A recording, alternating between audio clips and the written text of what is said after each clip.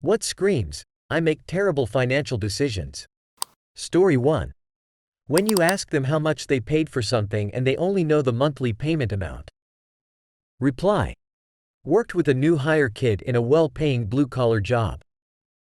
Apparently it was really common for new hires to just blow their first big paycheck on a car because our trainer told them not do that in case they didn't make it past the lengthy training probationary period. Sure enough, the day after we got our first check, 19-year-old kid drives up in a '68 Camaro. In Alaska. I asked him how much that bad boy set him back and he said he managed to get it for less than $1,500 a month. Had no idea what his out-the-door price was. Reply 2. Wow. Your job must pay well for someone new to get a car for that much. I cannot imagine spending that much on a car. Reply. It did, indeed, pay extremely well. Amazing pension and retirement plan, too. However, it was really rough work and a lot of overtime. On call often, as well. I bailed a few months in because it wasn't a career worth it physically in the long run for me, especially trying to have any semblance of a family life. The kid justified his car purchase because that was only like a quarter of his monthly income. The car broke down the week after he bought it, and he couldn't afford the repairs till the next month. He was let go 3 months in and I heard the car was repoed. Tough life lesson. Story 2. Can't pay rent on time, but never misses a night out. Reply. Can't pay rent but got a new tattoo. Reply 2. Sounds like most of the line cooks I worked with 10 years ago. Living in a tiny apartment with a kid and a pregnant wife, taking food every night because they're broke but he's building up full sleeves on both arms fast. And drinking. Every damn night. Saw this same scenario over and over. Even funnier, sadder than that is the line cook that was living at home in his late 30s, happily spending all his paychecks on magicians' equipment and concert tickets to bands that sounded like silverware in a garbage disposal. Called his 60-something-year-old mom a bitch for asking him to pay the light bill. And she drops him off and picks him up every night for work. Like what? I've met the literal best and worst of people working in various kitchens over the years. Best I can say is it was never boring. Story 3.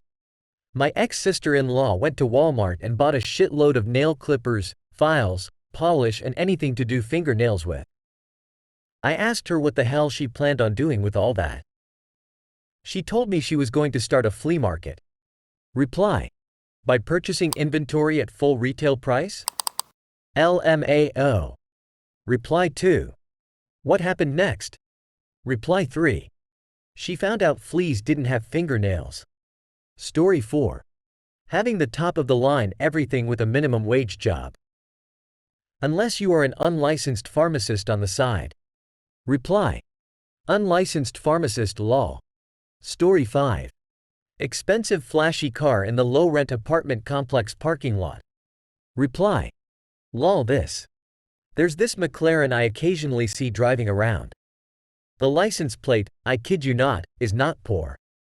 I feel like it's one of 3 things: either he is poor AF, rich but new money, or rich and has the tiniest dick in the world. Perhaps a combo of 2 and 3? Story 6. Every time you get a chunk of cash, you think you have to find a way to spend it. Reply. This is a poor person thing. I had a roommate like this. It's pretty sad because it's kind of a chicken and egg thing. Of course, people who aren't desperate and out of money all the time think, why wouldn't you just save that extra $200 grandma gave you for when your car breaks down again? But to them, they never have extra money.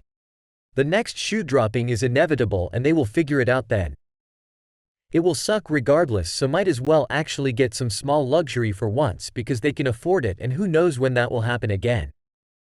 It's like being starved for the smallest bit of pleasure or happiness and finally being given a loaf of bread.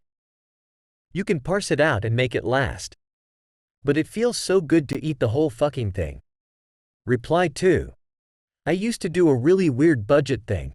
I would divide it by how many days in the years I wanted to keep it. Then I would add that figure incrementally each day in a notepad.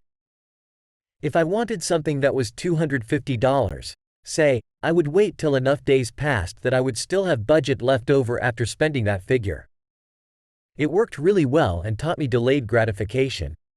Still use it to this day. Story 7. A private in any branch of the military buying a Dodge Charger. Reply. It's a V6 Charger GT, cheapest one with Hellcat design, that Kunkelman Dodge Jeep Ram sold him for and charged him $400 for 96 months for.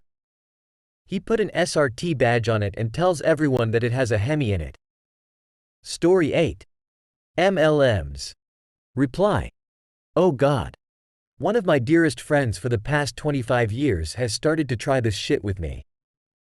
I do not want to lose a friend, but I just cannot be constantly subjected to that stuff. It's the worst. Reply 2. About 2 months before my wedding, a childhood friend who was always very relaxed and kind of passive overall sent me a message saying something along the lines of, "Hey, thanks for the invite. Do you want to lose those extra pounds before your wedding?" I moved a few hours away from the people I grew up around a few years prior. The last time a lot of people saw me when I popped into my old hometown for a visit, I was carrying around about 30 pounds more than before I moved. But still, very out of character for this guy to even broach that topic. Without trying to take it too personal or serious, I let him know I shed all my extra poundage. He then asked if I thought I'd be able to keep it off and was betting that I wouldn't. I had been overweight for all of 2 years and I gained most of that weight after an ACL tear. It wasn't like I was having Oreo and whipped cream salads for every meal. I had a shit injury, handled the mental aspect of it poorly, and got back on track when I was cleared to do so.